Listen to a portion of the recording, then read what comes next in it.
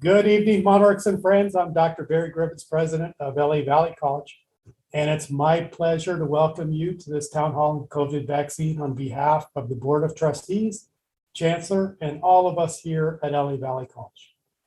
The health and well-being of all of our community members is our highest priority here at Valley College. First and foremost, you need to be safe and cared for.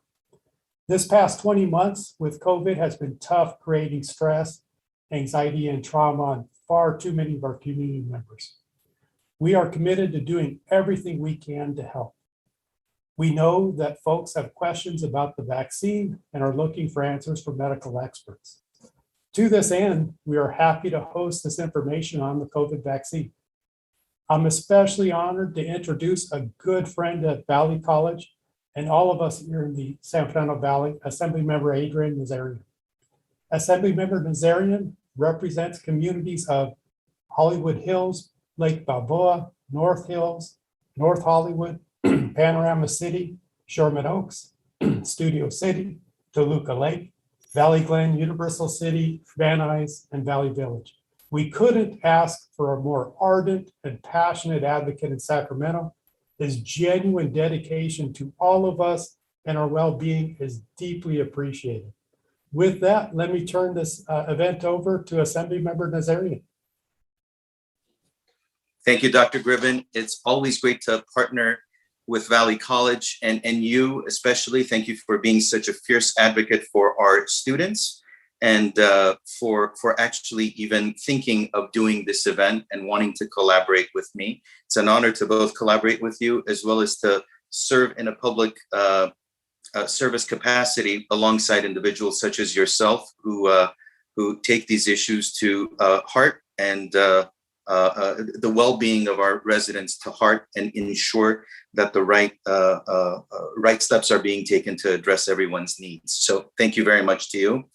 I wanted to thank everyone for joining us tonight for this important and very timely conversation. I'm State Assemblymember Adrin Nazarian, and I have the proud pleasure and honor of representing the 46th Assembly District here in primarily Southeast San Fernando Valley.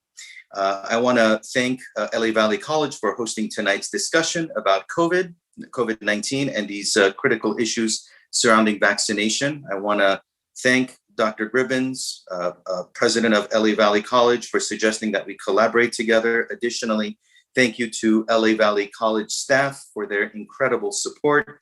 Jennifer Fong Baruki, Tanya Sirkin, Meredith Stoops, and many others that help make this event a reality. Next, I want to recognize and thank a great community partner, the Valley Glen Neighborhood Council, for co-sponsoring tonight's event. And finally, like to thank my wonderful team, my very small but effective field team on this event led by Ryan Ahari, my field deputy, as well as my district director, Emma Taylor.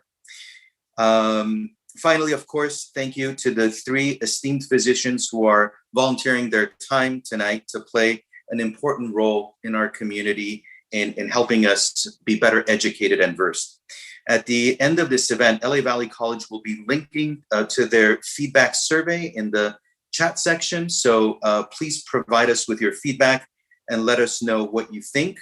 And also, in order to ask questions, which you can go ahead and asking questions, please use the YouTube live chat in order to ask your questions.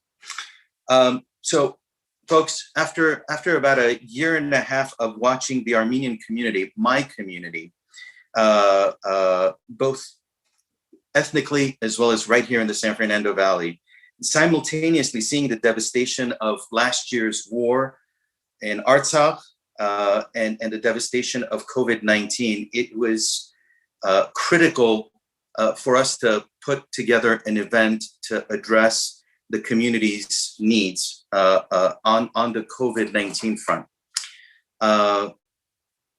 Unfortunately, in Los Angeles County, home to approximately somewhere between 350 to 400,000 Armenians, we do not have accurate numbers on the total loss of life that specifically our community has suffered to this virus. or how many of us are vaccinated against it because the county public health department is not tracking ethnic Armenian data. However, if we look at COVID rates in areas where our community lives, we can see the impact that this virus has had. Little Armenia, Thai Town, Sunland, Tahunga, are some of the lowest vaccinated neighborhoods in LA City, with Little Armenia having only 64.9% vaccination rate. We must think about the most vulnerable in our community who may not survive COVID-19. We get the vaccine not only for ourselves, but for those around us who we love, our friends, families, and neighbors. So talk with your doctor in scheduling a COVID-19 vaccine appointment, ask questions tonight, become better informed. The idea behind this event was, given the number of students that are not attending LAUSD, given the number of students that are not attending Valley College, given the number of conversations I have with parents, adults, younger individuals, about hesitancy and concerns about the vaccination, I thought it was critical for us to put together a panel of experts who all have been working in the medical arena for at least 20 years or more, and bring with them the expertise of not only their own research and study, but the fact that they work in major hospital settings, and bring the data and the awareness of what they see and what their colleagues see on a daily basis of the horrendous impact of this virus on Los Angelinos in general, but also on the Armenian population in Los Angeles, as well as other vulnerable ethnic communities and races in Los Angeles. So I'd like to take a moment and introduce everyone. Dr. Jack Der Sarkisian is a family medicine doctor with Kaiser Permanente. From the time he was a young child in Southern California, Dr. Der Sarkisian knew that he wanted to be a doctor, in part because he observed how many physicians were able to make a real difference in people's lives. Practicing medicine gives him that opportunity. Dr. Der Sarkisian feels that healthy living and preventative care are the best ways to stay well. When you are actively involved in your health, it helps provide better care for you. It helps him to provide better care for you. Dr. Der Sarkisian is someone I've known and have had the honor of calling a friend for over 20 years. And I've on many occasions sought his counsel on even policy decisions that I've had to vote upon in Sacramento during the last 9 years, at least, that I've been in office. Thank you for being here, Dr. Der Sarkisian. Dr. Ani Galfayan is an internal medicine doctor with Kaiser Permanente, born in Yerevan, Armenia. She immigrated to Los Angeles at age 15 to reunite with the rest of her family. Dr. Galfayan received her undergraduate education at UCLA, majoring in genetics and molecular biology. She completed her medical education at the UCLA School of Medicine. In addition, Dr. Galfayan completed her residency at internal medicine residency at UCLA Olive View Hospital and Kennemer Internal Medicine Fellowship at UCLA. In 2002, she joined Kaiser Permanente and has worked at Kaiser Permanente Glendale medical offices for almost 20 years. Dr. Galfayan is also the director of Center of Excellence in Armenian Health. While I've only had the pleasure of knowing Dr. Galfayan for a very short duration, met her through Dr. Der Sarkisian for this event, I thank you very much for being here, and I look forward to our continued collaboration in future years to come. Last but not least, Dr. Ara Fistikyan is a pediatric emergency medicine physician with Children's Hospital in Los Angeles. He immigrated to California from Lebanon. When he was 9 years old, Dr. Fistikyan attended Armenian schools until matriculating to UCLA. He moved to the East Coast for medical school, Robert Wood Johnson Medical School in New Jersey. Dr. Fistikyan moved back to California for residency in pediatrics and fellowship training in pediatric emergency medicine. He joined Children's Hospital, Los Angeles Division of Emergency Medicine in 2010. He is a happily married father of 3 children and enjoys walking, mountain biking, and snowboarding in his free time, and always encourages me to walk as well. And boy, do I need it some days. I very much thank you for being here as well, Dr. Fistikjan. And what we did in order to help facilitate a healthy dialogue and a conversation was to come up with 4 sections, and each section having multiple questions in them, so that I can just start asking questions from our doctors and initiating this conversation back and forth. And then as the questions on YouTube come up, my staff will be sending it over to me, and I will be asking these questions on air as well. So please don't hesitate. Please start writing, and we can go through each one of these sections, and then take some of your questions as well.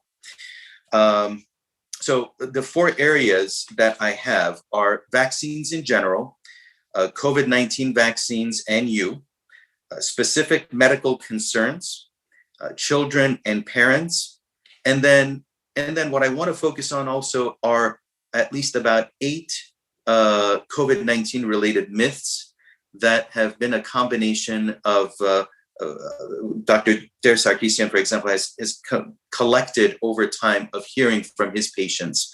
So I'm going to want to talk about that as well a bit. But before I do that, I believe Dr.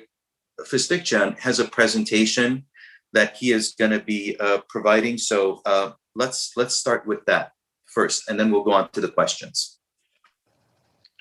Thank you very much for the introduction, and thank you for having this opportunity to talk about this very important topic.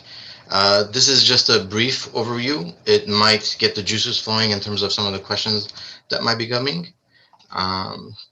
Give me a chance while I share my screen.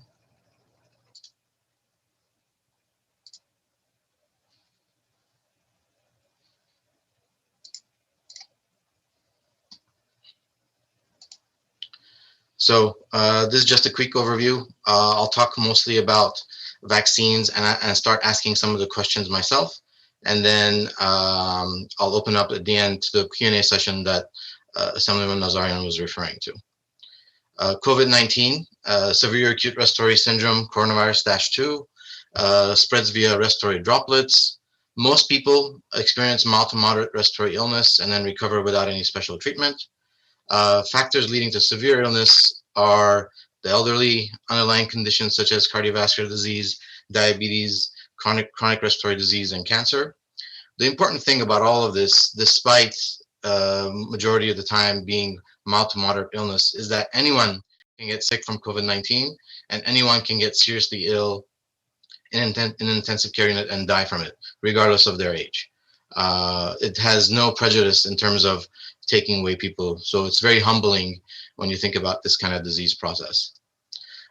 It causes issues in multiple organ systems. In the severe cases where you have death, it causes what's called acute respiratory distress syndrome, where your lungs fail, you get cardiovascular failure in addition to the lungs failing or on its own, and you get septic shock. Globally, greater than 200 million cases of COVID-19 have occurred, greater than 5 million deaths, and those numbers continue to grow. In the United States, the number is greater than 40 million cases and greater than 700,000 deaths. That's probably going to pass the 800,000 threshold based on things are going. So it's concerning numbers. Some of the questions that I thought about in terms of my interactions with families, I kind of asked the question here and I answer them. So hopefully it'll address some of the issues the audience may have. So what is targeted when developing vaccines? It's the spike protein on the surface of the viral envelope of the vaccine that's targeted. What this protein for the virus allows it to bind to a cell receptor. And some of the cell receptors that it binds to are called the angiotensin converting enzyme. The name doesn't matter. What it is these cells are found in your lung cells. They're also found in your gastrointestinal tract. So this spike protein enables the COVID virus to attach to those cells and essentially infect the person that is exposed to it. So related to that, what are these mRNA vaccines? What are they targeting? And how do they work? So DNA that everybody has is transcribed into a messenger RNA called mRNA. mRNA is then translated into protein. In mRNA vaccines, what they're doing is whatever the code is for a certain protein, they're injecting the RNA of that into the muscle cells. That's why it's a muscular shot. It's not by mouth. And when the RNA enters the muscle cells, your cells themselves make the proteins that is coded in that RNA, and that protein triggers the response, the immune response in you. So in this particular case, the mRNA vaccines are based off of that spike protein in order to generate the immune response in the body in terms of preparing for it for potential subsequent infection. What is the immune response? What actually happens when you put these RNA into your muscle cells? So you have two kinds of responses. I won't go into the details. You have what's called B cells and T cells. B cells are the ones that make your antibodies that we talk about all the time. And then T cells are the ones that create what's called cytotoxic and memory T cells. Cytotoxic, as it sounds, toxic, it goes out and kills things. And then memory places memory inside the patients that's receiving the vaccine. So in the future, when they get exposed to whatever the vaccine is protecting against, it triggers that huge response. So based on that, a lot of families feel that the mRNA vaccines enter our DNA, they modify us, they change us. And so the question is, why can't RNA vaccines modify our genes? So whenever mRNA moves from inside the cell, in the nucleus, into what's called the cytoplasm, it has a signal attached to it that allows it to move, to make that transition. The same way cells that are inside the cytoplasm moving into the nucleus, they have a signal. So this signal does not exist on the mRNA vaccines. So once they get into the cells, they don't have the signal that will allow it to pass into the nucleus. So it has no access to our genes. Thus, it has no ability to modify our DNA. I'm sure that is a question that's come up over and over again, at least based on the feedback I get from my parents. So hopefully that'll address some of the questions that might be coming up.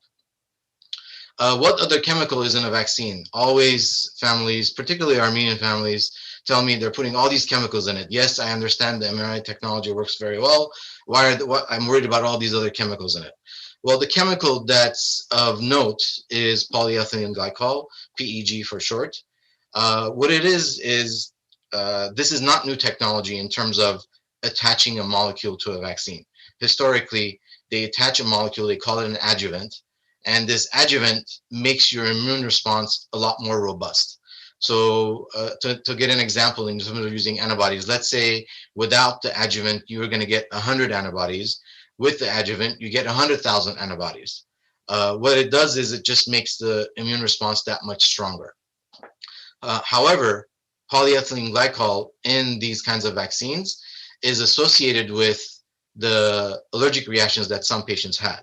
So if you are known to have anaphylaxis from receiving other kinds of vaccines, then it's a contraindication for you to receive a vaccine that has polyethylene glycol in it. Having said that, greater than 99% of the people that have received the mRNA vaccines don't have an allergy to PEG. So all of a sudden, you're not going to all of a sudden develop that. So if you're 30, 40, 50 years old, chances are you've already been exposed to that and you're not going to have that reaction. Having said that, I don't want to belittle the issue of anaphylaxis. If you do have a history of anaphylaxis, then it becomes a contraindication for you to get the vaccine. Another question that I get a lot of the times amongst my friends and my family is why did these vaccines particularly get developed so quickly? Why was it that in a year and a half, we heard all of a sudden that vaccines are available when typically it takes 7 to 10 years for a vaccine to come to fruition when it goes through the process of going through the FDA? Well, there was already history in terms of understanding what types of coronaviruses exist, number one. Number two, the causative agent in this case, the SARS-CoV-2, COVID-19, was very quickly characterized early on. And in addition to that, it remained relatively stable. We talk about mutants, we talked about the Delta, we talked about all the different stuff.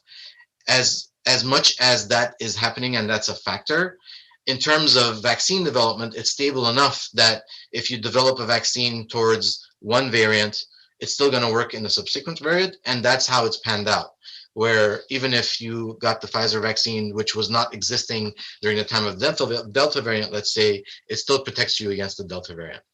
So back in 2002 and 2003, when there was a SARS-CoV outbreak, they already started studying these kinds of viruses. And then in Saudi Arabia, the MERS-CoV occurred in 2012.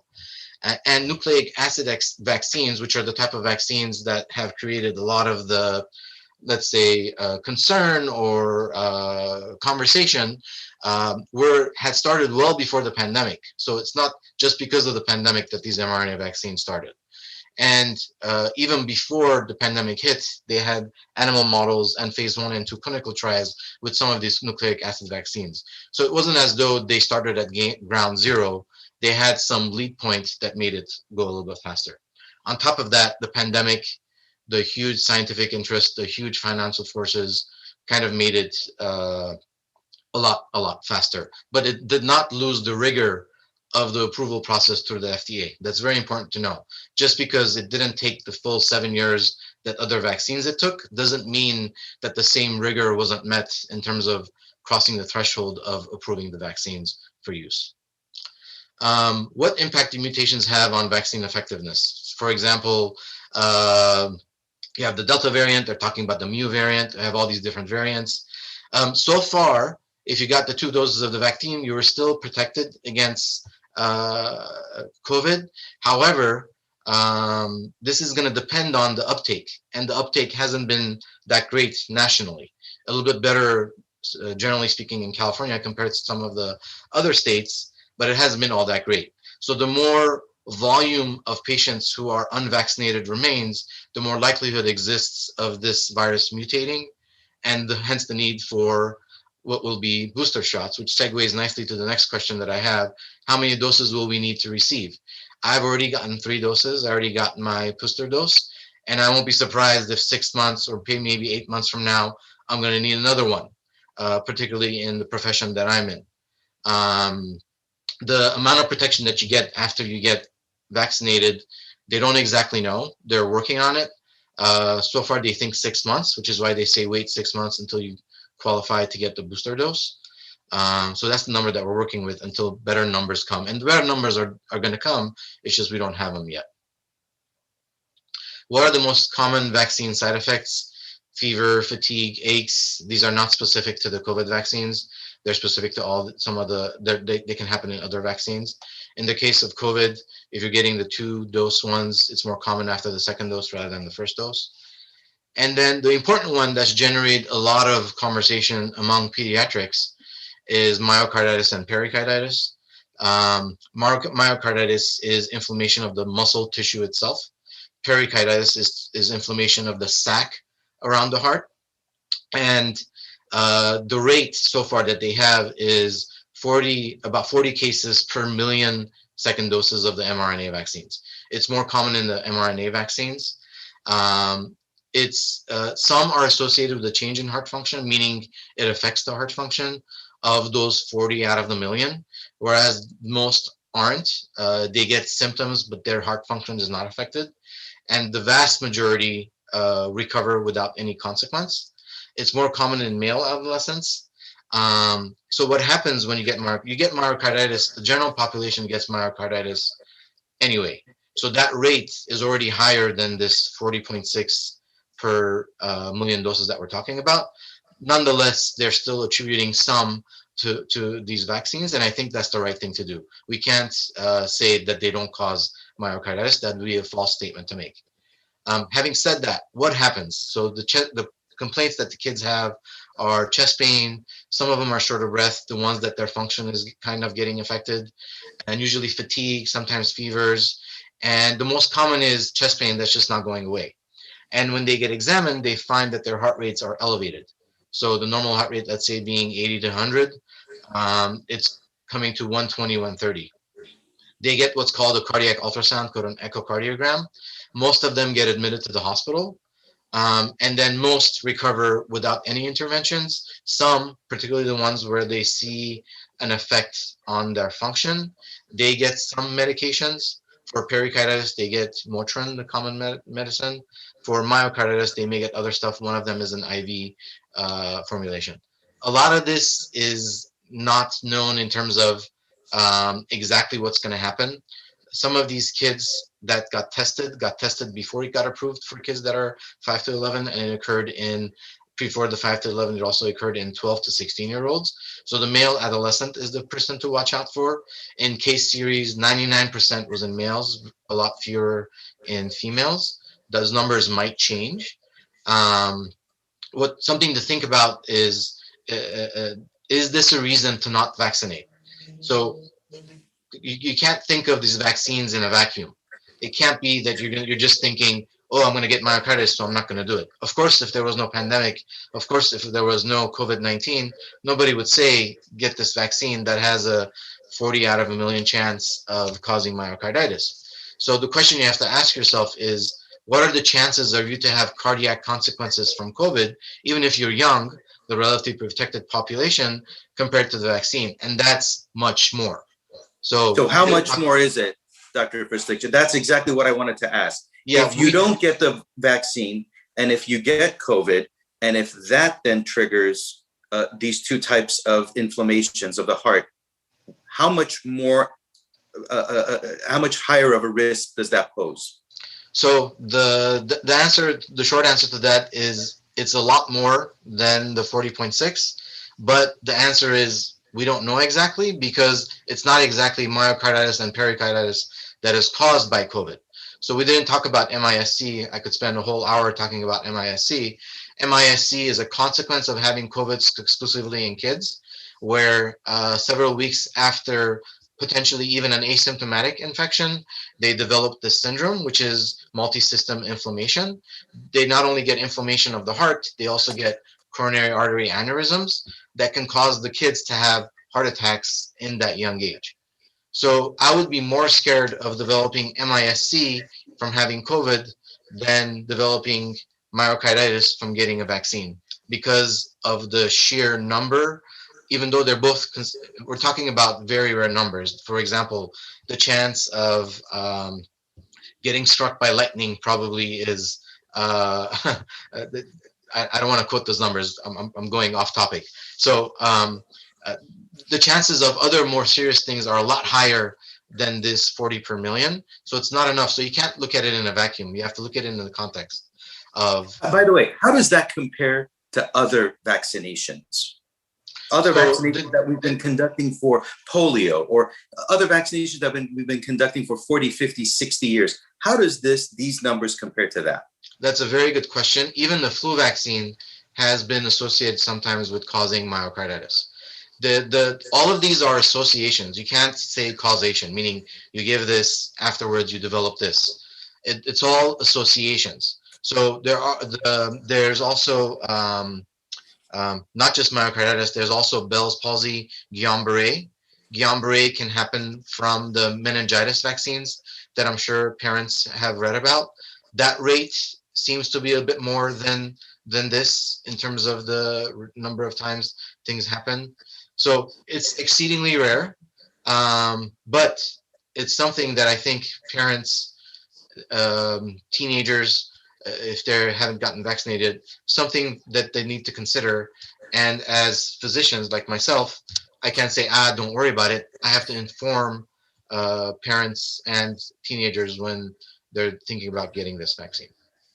Having said that, I'm vaccinated. My 3 kids, their ages are 10 and 5-year-old twins. They all got their first vaccine right after the approval came through. Okay. Thank you very much for that. You mentioned a lot of information that from time to time I think I'm going to need to go back and re-ask and reassert, since it's critical for us to repeat some of this data. And on that note, it's, you started talking about how quickly we developed COVID-19 vaccine and how is it possible? There's so much focus on how is it possible quickly do this. But at the same time, when you look at the numbers of vaccinations that have been administered, how many Americans, just take a controlled environment of the United States, you look at how many people have been fully vaccinated in the United States. I mean, that in itself surpasses any FDA-approved study. So if the FDA-approved study was based on a certain number of patients, 30,000 or however many, depending on which phase it went through, by now you're looking at roughly, I think, 194 million fully vaccinated. And I think these numbers are a little outdated. 194 million fully vaccinated Americans. And so when you're looking at the rate of incidence in this massive number, I think that's something to consider also when concerned about how quickly this was done. So that said, there's questions in the chat already coming through. So why don't we start going through those? Adrin, yes. I wanted to give you an update too. When you look worldwide of how many doses of COVID-19 vaccine we've given, about 7 billion doses, that's a B, billion doses of COVID-19 vaccine have been given. And just in the United States alone, about 440 million doses have been given just in the United States, just for COVID-19. Yep. Thank you. I had roughly 445 million doses given, but the fully vaccinated number of 194 million. Thank you for that. And at some point, Dr. Der Sarkisian, if you can also cite the number of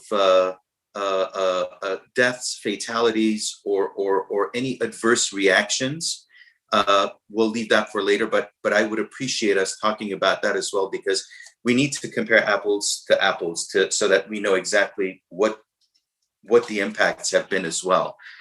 But let me get to at least some of these questions that are coming through. From Anton Smith, the CDC has said that being vaccinated does not impact transmission. You say that vaccination is needed to protect our elderly and vulnerable. Who should we believe, science or you? Well, so science. You always want to believe science, but you know what? Let me open it up to you, Dr. Galfine. Would you like to answer that? Sure. I think what the person is referring to is the fact that we have known currently that probably about 30% of people who get COVID, they're asymptomatic, and some of the vaccinated people will definitely have much fewer symptoms, and there's more chance that they will be asymptomatic. And in that sense, they can transmit the virus to vulnerable people. But the vulnerable people are mostly those who are unvaccinated. And that's what we're seeing currently. We're seeing majority of our cases coming to the hospitals and to the emergency room. These are unvaccinated folks. 90%, 95% of our ICUs at Kaiser, they're all unvaccinated. So I think there is a dilemma, but in that sense, but at the same time, if you have more people vaccinated in general, overall, then the virus will stop at some point. Even those who are vaccinated and got the virus, they won't have a host or a vulnerable person to transfer it to. So this is a kind of a numbers game, but on the larger scale, the vaccines definitely work. They definitely decrease transmission, they definitely decrease the severity of disease, and they definitely decrease the risk of death. And we need to consider those multiple factors, and we need to consider as a whole, like what we're aiming for our communities or for the health of the general public. So going to the next question, also because the vaccine has been rushed and is awaiting results well into 2027, how can you say something is safe if the long-term effects are not even close to being known? Well, you can never say about the long-term effects until the time passes on. So we currently cannot explain what will happen 20 years or 30 years down the road. And you cannot do that with any vaccine or with any medication until that time passes on. However, what we have currently, our recommendations and our guidances are based on the information and the knowledge we have up to date. As far as the vaccines were rushed, and yes, it's unprecedented. We've never had a vaccine that was developed and used in such a fast manner. However, as Dr. Festevcan showed in his presentation, these are not technically completely brand new type of vaccines. They were working on this technology for almost 20 years. There were kinks in developing and making it stable. And that's why you have the difference between the Pfizer and Mrna vaccines. You know, the storage temperatures are different. So these are things that were already in development. The main thing that helped the vaccine to be developed so fast, actually two things. One, it was a worldwide pandemic and everybody was working on it. And plus there was millions of dollars that were allotted by government to expedite the research, to expedite the process. So in that sense, I don't think they were rushed that much. And the other thing is the first vaccination, the first research group was started in March of 2020. So we already have more than a year and a half follow-up on our original group, on our original cohort of people who received the vaccinations. And so the information we have up to date shows that the vaccines are relatively safe and they don't have major side effects. We can go into numbers later on of the different complications or different side effects, but looking at the numbers worldwide, nationwide, you know, this is relatively safe vaccines. And going back, just to clarify, I'm mainly referring to our mRNA vaccines, Moderna and Pfizer, because globally, there are different kinds of vaccines. Each country probably has developed some form. In United States, we have three major ones. Moderna and Pfizer are the mRNA, and then we have Johnson & Johnson or Johnson vaccine. That's a different vaccine. So my comments and everything I said so far are referring to the mRNA vaccines. By the way, thank you for bringing that up. At some point, I'm going to want us to delve into that a little bit more and again specify the difference between the mRNA-based vaccines as well as the live vaccine that's in Johnson & Johnson. And if I say anything wrong, please don't hesitate to correct me. Yes, the Johnson & Johnson is not a live vaccine, but it actually uses a viral, you can call it viral envelope or a container to deliver the information inside that container. So let me go on to, since there's questions coming in, let me go on to a couple of other ones and then continue on. From a Miss Gum, for children ages 5 to 12, has there been any reactions like throwing up for the second shot? Ara? They've done already 2 million doses for children 5 to 11. I'm actually actively monitoring the adverse side effect website. I've heard a lot of nausea, very few throwing up. So yes, it's possible you could have that reaction. Some kids throw up when they have a fever. So my guess is we don't have the minutia of the details of each of the specifics, but my guess is because they developed a fever, which is a response from getting the vaccine. Some kids, when they develop fever, they automatically vomit. There's probably a relationship to that. So the short answer is yes. People get sick. It's another question. People get sick and die in larger numbers from seasonal flu. How is COVID more dangerous? Dr. Dersarkisian? You know, that's a really good question. A seasonal flu does cause some of the same type of reactions, mainly the overexpression of your immune system in your body. COVID seems to be an amplified version. That's the best way that I could describe it. And so when people get very sick from COVID, And in the early days when we were losing patients, and we've gotten much better at keeping people alive, patients get very debilitated for a very long time. And it's not necessarily the same patient population, even though there is a lot of overlap with seasonal flu. But the numbers of COVID getting extremely sick is on a magnitude higher than what we see with seasonal flu. And mind you, seasonal flu also is very variable. The last time we had a seasonal flu that was on the level of COVID was back in 1918, when most of the people around the world who were dying were people in their 20s and 30s. We've been very lucky that we have not had a seasonal flu of that potency. And really, this is the first time in most of our lives that we've ever seen something of this magnitude. So what we're seeing with COVID-19 is somewhat akin to what was seen with the seasonal flu back in 1918. So I'm going to open this up for everyone, because I think both the doctors from Kaiser Permanente as well as Dr. Fristikjan with Children's Hospital should answer this, given the patients they see. We're getting a lot of questions about natural immunity. And this is what I hear all the time. In fact, I was at a restaurant with my family, and someone who was from out of town said, "Oh, you guys in LA do all the masking thing." And I said, "Yes, we do. And it's better to protect ourselves." And she said, "Well, there's natural immunity." And I didn't want to engage too much. But I left it off at saying, we're doing this to protect the vulnerable 1%. At the end of the day, I left it at that. Now, a better versed response from the professionals here.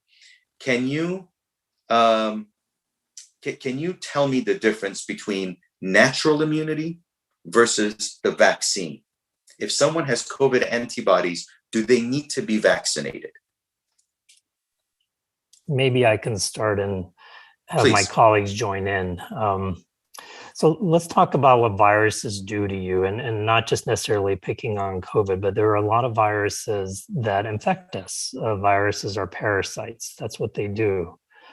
If you are assuming that natural immunity means that the virus came into you, you conquered it, and you will never, ever have another symptom because of that virus, then you are making a guess that that's what that virus will do. We have learned through many, many other viruses, comparatively, that sometimes viruses can cause long-term side effects that we were not anticipating. You could recover from viruses. The ones I keep thinking, you mentioned polio at the beginning of this show, that sometimes polio, you can get over an acute illness, but then it can cause paralysis or it can cause other problems. Viruses like HPV can cause cancer. Even though you can get over the initial stage. The other one that we see frequently is varicella, chickenpox, where kids would get chickenpox, they would do well, but then when they were in their 50s or 60s, they would get shingles or zoster, which can be incredibly painful and debilitating. So we don't know if natural immunity is necessarily safe immunity. What we do know is when we have compared patients who've been infected to look at immune status after being infected with COVID-19 and compare them to vaccinated patients, the vaccinated patients seem to have longer lasting immunity compared to those who were not vaccinated but got the disease. And these are studies that have been coming out since we've been tracking this over the last 2 years. I'll let my fellow colleagues chime in. Yeah, I would like to add to that. With COVID, there is actually another condition surfacing. It's called PACS or PACS, which is post-acute COVID syndrome. And this is a condition that basically you can think of as a chronic symptoms that persist after you recover completely from COVID. And unfortunately, our data so far shows that about 30% of people who had COVID disease will develop packs. And it doesn't matter if the COVID disease was severe, if they needed to be hospitalized. We see this even in younger people who had very mild illness. Sometimes even they didn't know that they had COVID because it was just a little bit sniffles and sore throat. And then they developed debilitating symptoms.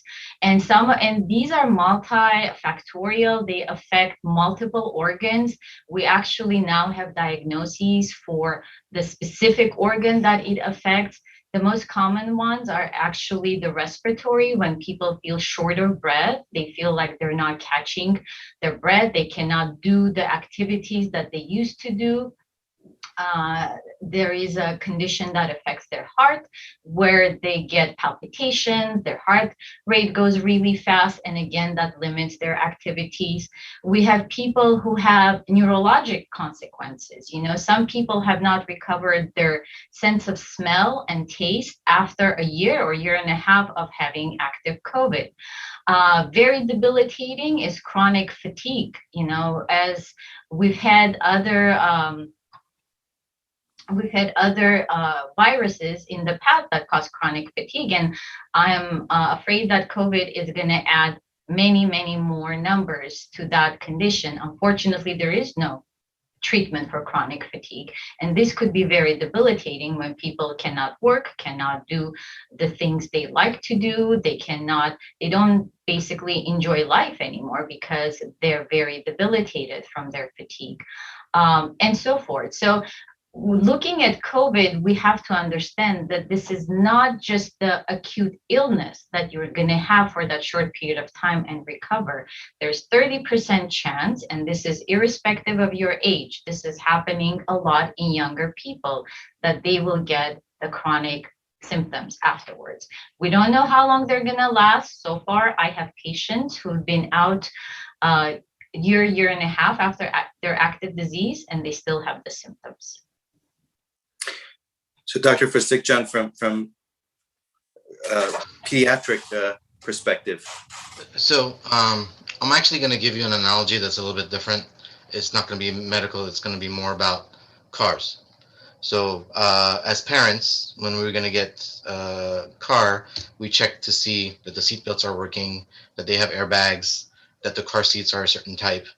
And then there's the industry that helps the frame of the vehicle. So each of these is an added layer of protection. So the seatbelt works, the airbags work, the car seats work. All these help protect the child who's in the car, and God forbid there's an accident. So bringing that back to vaccines, getting natural immunity is just one example of that kind of protection that's in a car. Now, if you got a car that has seatbelts and you found out that airbags help, car seats help, the frame helps, are you going to say, no, I'm going to put the seatbelt on and I don't want the car that has the airbags and all the other stuff? No, of course you're going to say the maximum protection. So that's how our immune system works. The difference between natural immunity and the immunity that you get from vaccines is the vaccine, as I was mentioning in one of my slides earlier, specifically targets your memory cells and your T cells. Those T cells are very important. For example, in HIV, those T cells get affected, and so you have the inability to fight off infections when you get HIV. So these vaccines trigger a response that has not just the antibodies that people are interested about when they check their blood, but also these memory cells. And it's not guaranteed that you're going to get the same kind of response from natural infection. It's not to say that you don't get benefit. Of course you do. That's why they wait for you. Sometimes they were waiting 60 days. Sometimes they were getting 90 days from hospitalization from COVID before they vaccinated you. So, but the need is there because you don't know what kind of protection that you're going to have. Second, we know that the immunity wanes. So I'll give another pediatric vaccine, Prevnar, which protects against strep pneumo. You get it at 2 months, 4 months, 6 months, and then 1 year. Why is that? Because the protection isn't at its greatest until you get to that level of the 4 doses. So the technology in terms of greater immunity when you have multiple avenues of protecting someone is not new, and it applies to the COVID vaccine as well. And that's the reason why if you naturally got infected and you were lucky enough to survive and not have consequences, you would still benefit from getting vaccinated against the potential of a severe disease later on down the line when the variant changed from the time initially that you had the disease.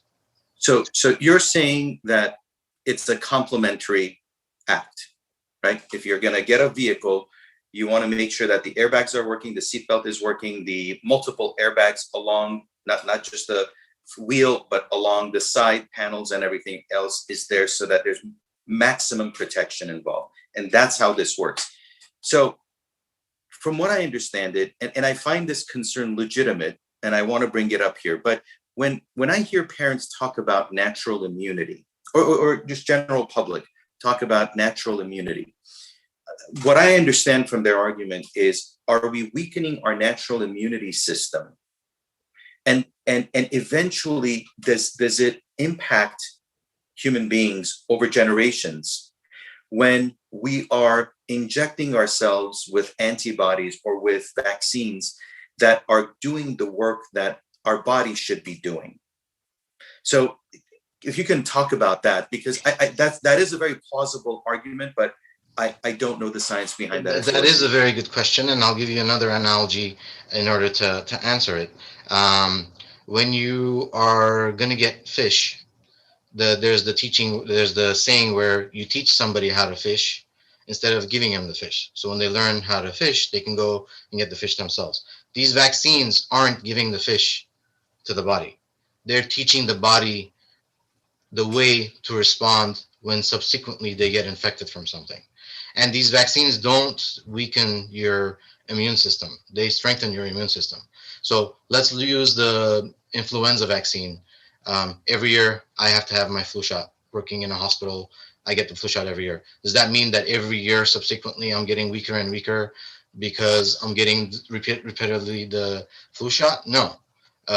There's different variants, that things change, your immune system develops. So our immune system does not get weak simply by getting vaccinated. In fact, it makes us stronger so that we can fight it off better when we have it. I noticed a comment that I want to address it before I forget. It says children having heart attacks and myocarditis is no joke. Children aren't having heart attacks from the vaccines. They are having heart attacks when they develop aneurysms because of the MIS-C. And I agree with you. I'm not normalizing it. Like I said, we can't belittle it. You have to be aware. And myocarditis is not a joke. If you have to get hospitalized, you have to get an echocardiogram. But again, you have to look at it. You can't look at it in a vacuum. So if all you're dealing with is the chance of having myocarditis from a vaccine, forgetting about MIS-C, forgetting about strokes in some kids that had COVID. If you want to forget about that, if you want to not look at those statistics, then yes, you're not going to choose to get vaccinated. But you can't. You don't live in that kind of a vacuum. So you have to take everything you have to take together. That's why there's benefits and the risks, and the benefits way, way, way outweigh the risks when it comes to these vaccinations. By the way, I must say, Dr. Griven, if you have a question or if you want to chime in, please jump in. Dr. Galfan, do you want to respond to that as well, or are you good? We can go on to the next question. No, I'm good for now. Okay. Let me just get back into the chat. One question that I wanted to get back to.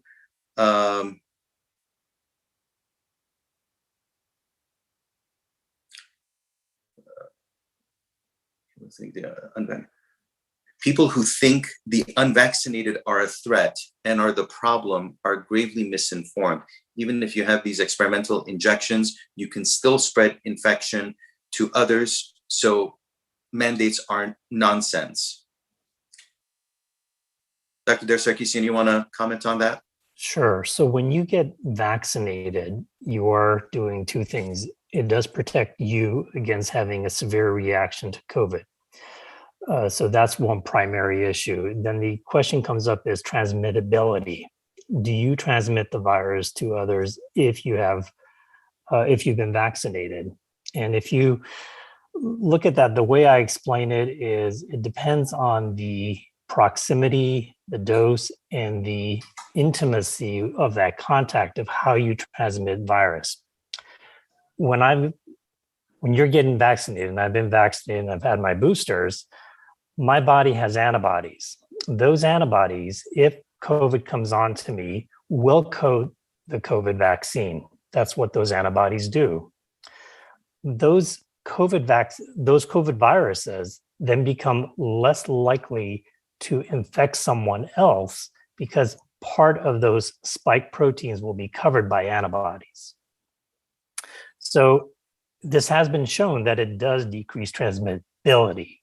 So if you get vaccinated, the amount that I am going to infect someone else is much lower than someone who's unvaccinated who's going to reinfect someone. So I would say that unvaccinated hosts do increase the risk of transmissibility. And we have seen the numbers that if you get vaccinated, you also lessen the chance of you yourself, of course, dying of COVID. So by getting vaccinated, you are reducing your chances of getting sick, and you're reducing the likelihood that you are going to transmit the virus to someone else. Also, I would like to add that if you're vaccinated and if you get the virus, your body is prepared to fight it off, and you don't allow the virus the time or the chance to mutate. So that way you can decrease the possibility of these new variants arising that could be more severe, more transmissible, more virulent, which if you're unvaccinated, then there is more chance that the virus will have the full time of doing things and mutating. And that's another risk that happens when people are unvaccinated. Thank you for that. I'm going to combine a couple of questions here. Natural immunity isn't even being discussed. We've started, we're discussing it. Jabbing the children is nothing short of child abuse. I respectfully disagree, and that trivializes child abuse. So let's be cautious in what we're saying. Children are more at risk with the flu than with COVID. So that's true or false, and if you can discuss that. But let me ask another question. People get sick and die in larger numbers from seasonal flu. How is COVID more dangerous? So, Dr. Fastikjan, do you want to start with this? The mortality rate from COVID is 10 times higher than it is from the flu. So making that statement is not accurate. So I would say that's a false statement. I'll defer to the adult physicians about the rates in adults. The rate of death in children from influenza, particularly if they're not vaccinated against the flu vaccine, we're talking about COVID vaccine, but the flu vaccine is also considered beneficial, particularly kids that have asthma and all that. Those rates are less than a half, less than 0.2%, and the rate of death from COVID alone, not counting MIS-C, is similar to that, not that the flu rate is so much higher. But in adults, the mortality rate, and I'll have the adult physicians comment on this, the mortality rate from flu is a lot less than it is from COVID. I will add some numbers. In terms of the seasonal flu, in the United States, over the last 10, 15 years that they've been monitoring, and even a little longer, on average, annually, we have between 20 to 60,000 deaths. And this includes active flu and potential consequences that it can start in some vulnerable population. So far from COVID in United States, we have over 700,000 deaths. So if you just look at the sheer numbers, definitely we have more deaths from COVID than from the seasonal flu. And I want to go back to my other comment that I said previously. Don't look at COVID just the illness that's going to kill or not kill. Also think about your 30% chance of developing chronic COVID and chronic side effects that are gonna change your life and make you debilitated for who knows how long. And the long-term effects of that are still unbeknownst to us. Could you, another question, this is coming from Rosa. Could you please tell me, if I have the SARS-CoV-2 antibodies, why do I need to get vaccinated? So it's a repeat of a question, but let's reiterate that question. So the issue with antibodies is very confusing, and I would want to say that the test that we have in the United States for antibodies, there is two kinds. One is checking for nucleocapsid antibody, which indicates that you've had the active infection, and there is the spike protein. However, none of these tests have been developed to actually tell us, physicians, whether the level of the antibodies or the presence of antibodies is actually protective. In research studies, it's different. They do use different kind of assays. They do use different kind of tests, and they have certain numbers that they call neutralizing antibodies, meaning antibodies that are the quality and the number is sufficient to kill the virus and prevent illness. The tests that are currently available, whether through Kaiser or Quest or through any laboratory, those do not distinguish between the quality of your antibodies. Are they protective or not? We don't know. So in that sense, just because after your illness you still have antibodies, we don't really know how protective you are, even if your antibodies are positive. Thank you. Jack, do you have anything to add to that? No, my colleagues did a wonderful job, and I agree with them. Okay. What side effects are serious enough to take my 9-year-old to the hospital? What should I look for? Shortness of breath, persistent chest pain, feeling like fluttering or palpitations in your chest would be reasons to take your child to the hospital, regardless of whether they got vaccinated or not. Okay. Thank you for that. Some of the reactions are going to take months to develop. Many top scientists say cancer will come from this vaccine. Completely wrong about natural immunity. Even CDC tells you this, at least 20 times more effective. Terrible, these doctors haven't kept up. Well, that's not necessary. If anyone wants to address this, the fact that, I guess maybe at this point also, I'd want to get through some of the other previously asked questions. Many top scientists say cancer will come from this vaccine. Who would like to respond to this? I'm not sure where the basis of that concern would be. Why a vaccine in particular would cause cancer, other than maybe the person is worried that the mRNA, and I assume that the question is for the mRNA vaccine, is that somehow it alters your own DNA or causes mutations that causes cancer, because that's what cancer is. It's the breakdown of your nucleic acid of your DNA. And Dr. Fastahian did a very good presentation of explaining why the mRNA vaccine does not cause changes to your underlying DNA. We haven't seen that. mRNA, actually, the technology was developed to fight cancer, and hopefully that's exactly where the next step of evolution of these mRNA technology will be. And we were just at the right place at the right time, that the technology was already being developed for cancer treatment, that it was adapted to vaccine technology, which is why we were able to use it so quickly after 2 or 3 decades of research on the mRNA. So I don't know if that's a valid concern or not. I would never dismiss a concern. I think that's what science is. We are studying this. This is new. this disease is killing people. This disease is hurting communities. And for those who don't die from it, they're being very debilitated to it. And it doesn't just affect the patient, it affects the entire family and the community when people get ill. And so in this instance, these protections came down to help us hold back this pandemic so that one, we protect ourselves, we protect our families, and of course we protect our communities.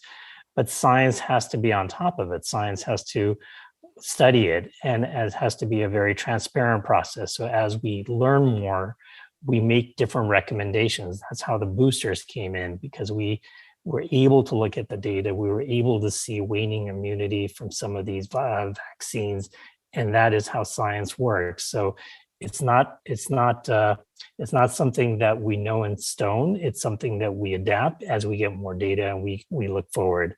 But there's no indications that we've seen that it can cause those kind of alterations that could lead to cancer.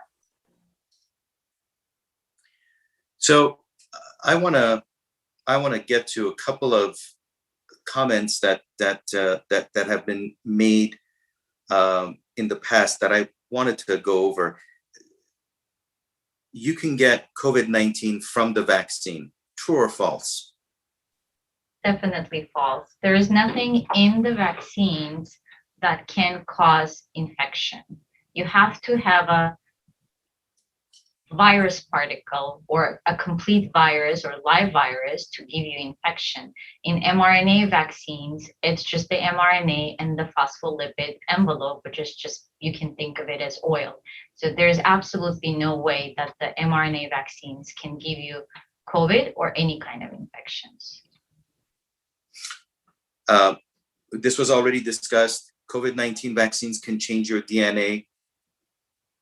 Both Dr. Der Sarkisian answered it, Dr. Fistikjan answered it in his presentation. Simple answer is no, it cannot.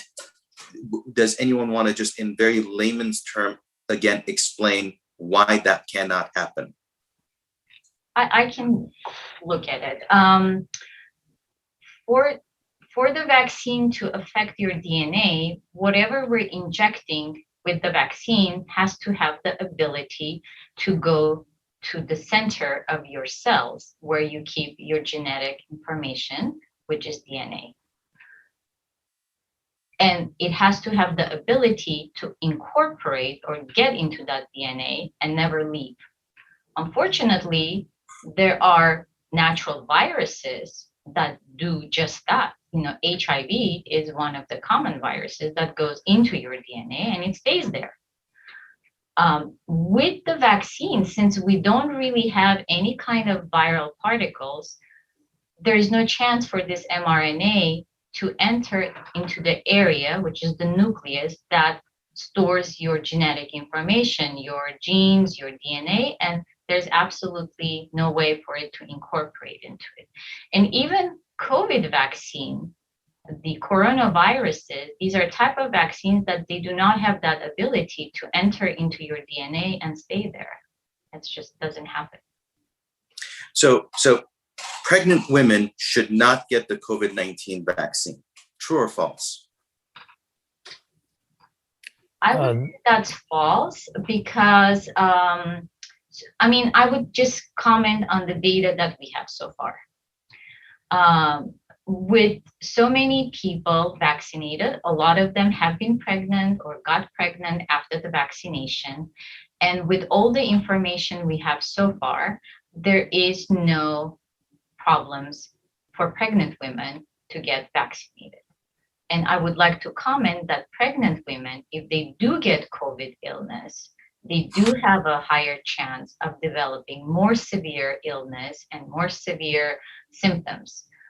So in that sense, the gynecologists and adult physicians, they all recommend for COVID, for pregnant women to consider getting their COVID shots. Dr. Der Sarkisian?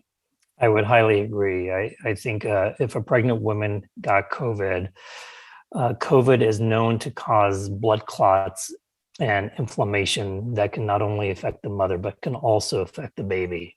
And so a pregnant woman should be getting a COVID vaccination. And this is something that the American College of Obstetrics and Gynecologists have agreed upon, that it's much more dangerous for a pregnant woman to get COVID than to get the COVID vaccine, both for the mom, regardless of where you are in your pregnancy. right? Both for the mom and for the baby, especially for the baby. And so then going one step prior to the pregnancy, COVID-19 vaccines have been shown to cause infertility. True or false?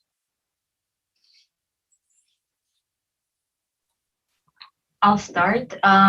It's false. Again, based on the information we have so far, there has been no indication that mRNA COVID vaccinations interfere with the fertility, whether female fertility or male fertility. Okay, and can you cite, are you able to cite the information that you're basing this on? Or I'll open that up to anyone. The information is based on several studies that are still ongoing.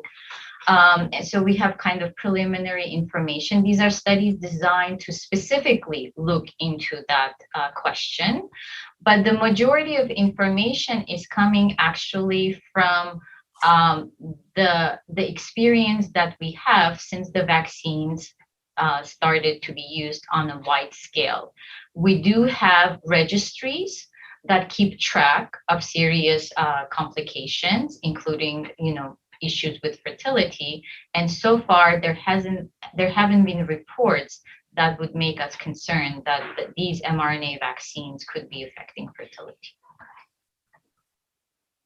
Anybody else? Yeah, Adrin, this was something that the American Society of Reproductive Medicine and the American College of Obstetrics and Gynecology, that's called ACOG, and the Society for Maternal Fetal Medicine have all asserted that the COVID vaccines do not impact fertility. And this was something that they all jointly released together earlier this year after looking at the studies. So these are three different societies that look at women's health. One is the American College of it's called ACOG, American College of Obstetrics and Gynecology, which is the organization that represents OBGYNs here in the United States. And the American Society of Reproductive Medicine is for infertility.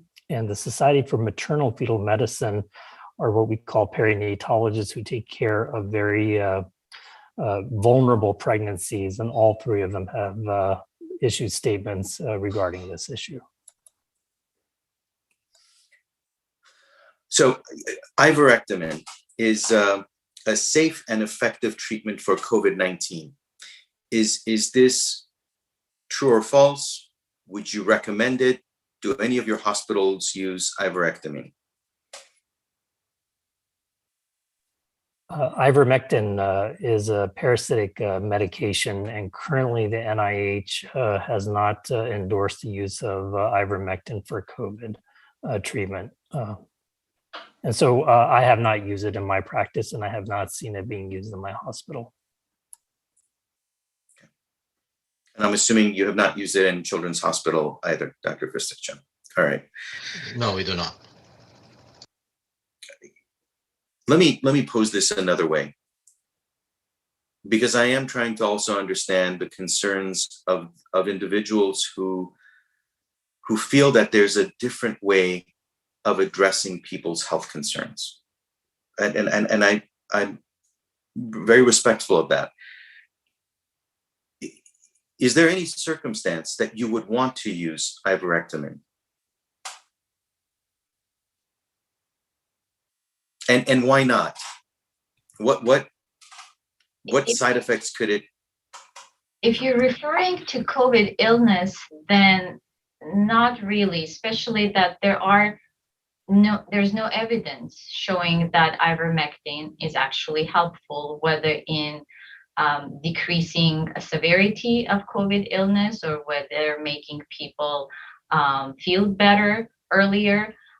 And these are research studies that were done on, a group of people there is a lot of anecdotal information coming particularly from outside of United States, especially from South America, where they use the medication more commonly. But so far, there hasn't been any rigorous research behind it, and the numbers do not show that it's actually working for COVID.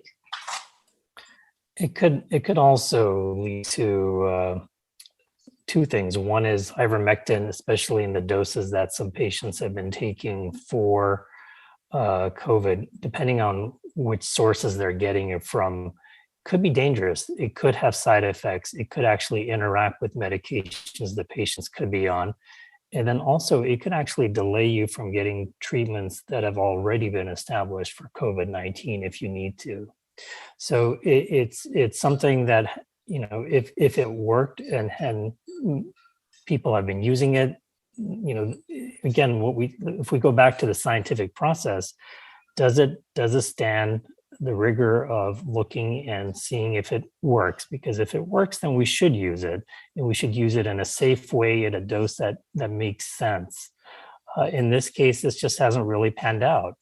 But that's what science is. They've been trying different medications, and if things don't work out, we should call it for what it is, and then move on to things that do work out and perfect treatments so that we can save lives and get people back to their daily routine without any major problems.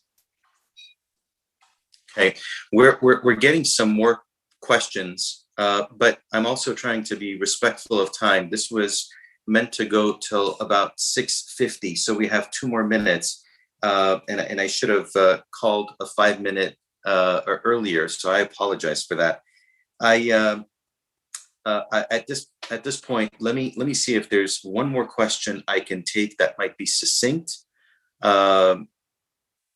If my kids have COVID and they didn't have any issues at all, they had just a fever, why do I still need to do the vaccination and have other effects that they didn't have when they got when they were infected with COVID? This goes back to the natural immunity question that you talked about earlier. So again, it's a good question. If we weren't in the pandemic, no, you're right. We would not be recommending that your child get this vaccine. But we're in the middle of the pandemic. It's not going away. And your immunity is waning regardless of whether you had the infection before or even if you got vaccinated. So in kids, they obviously weren't vaccinated because it just happened based on all the mechanisms that we explained in order to protect them for the future, because COVID is not going away in the next month or two. The best way to do that is to vaccinate them. Okay. You know, at this point, why don't I stop here? I just wanted to, first of all, take a moment and say thank you very much to all 3 doctors for taking time out of their busy schedules. I already know how exhausting it is for you, 3 of you, to be working in major hospital facility settings and to have the daily interactions that you do, and then to take an additional 2 hours to join us for these questions. So I thank you very much. Dr. Gribben, thank you for being a wonderful partner and a host. I don't know if you wanted to say something before we wrap it up. I want to make a final comment, but I first want to give you the opportunity to say something. Oh, thank you, Assemblymember. I just want to echo your thanks for the 3 doctors that joined us in sharing some information. I know that I learned a lot. I've been reading up quite a bit over the last 20 months. And I've been to several town halls about the COVID vaccine, and I still learned from you all quite a bit tonight. So my thanks and appreciation to all of you for helping to get out some information to the community so that individuals can help make a more informed choice. And Assemblymember, always my appreciation to you for your passion and commitment to help the community. My pleasure. It's wonderful working with you. Thank you. I do want to remind everyone to please Los Angeles Valley College will be sharing the feedback evaluation link in the YouTube chat for participants to provide feedback. So please take a moment, whether you're doing it today after the live program, or if you happen to watch this program in the future, the feedback helps all of us to know exactly how to format these question and answer sessions. I just wanted to leave tonight's conversation with one thought. There's a grieving process in all of this that it's been hard to recover from, given everything that's also happened during the course of the last year and a half. I think in the Armenian community, it's been significantly even more compounded with what's the news of continuous security threats and attacks and loss of life. In that vein, though, I last December, I attended a funeral of a dear friend, Frederick Vartanian, who was the founder of a nonprofit, our nonprofit organization that helped establish schools and provided educational materials in Armenia and in Artsakh. And he needlessly passed away. He contracted COVID while during the 44-day war, putting together care packages at a community center. Some of the individuals who had COVID and did not take precaution, or maybe they did not know because they were asymptomatic, were there with him during the intermingling.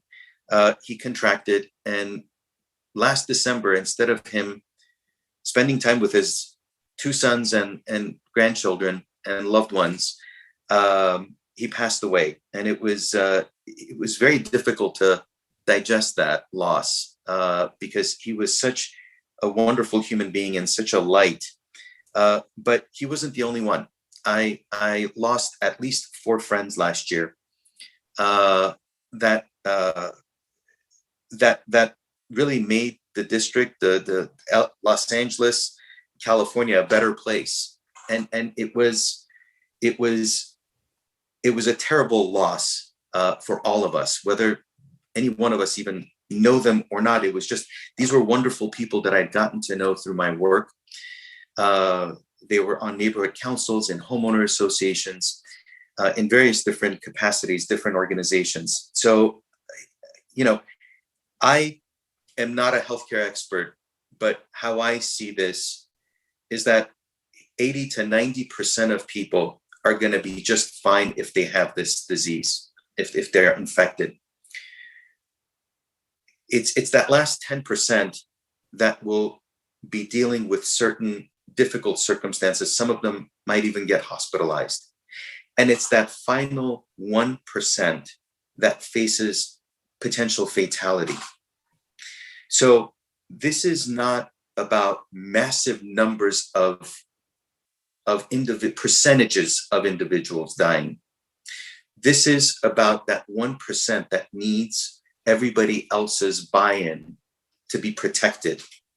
And so that's why I'm doing my part to make sure that we're protected, that my loved ones are protected, so that when we're gathering during Thanksgiving and the holiday seasons, that I'm not passing it on and I'm taking extra precautions, even after the vaccinations, even after the soon to be received booster. I'm still wearing masks in public settings. I'm still not attending massive events. We are hosting this in a virtual town hall so that we wouldn't be contributing in any way. So I just ask whoever is watching, whoever watches this in the future, if you have questions, don't hesitate to call the office. Don't hesitate to use our office as a resource. If I don't have the answer, I'm happy to put you in touch with people that do.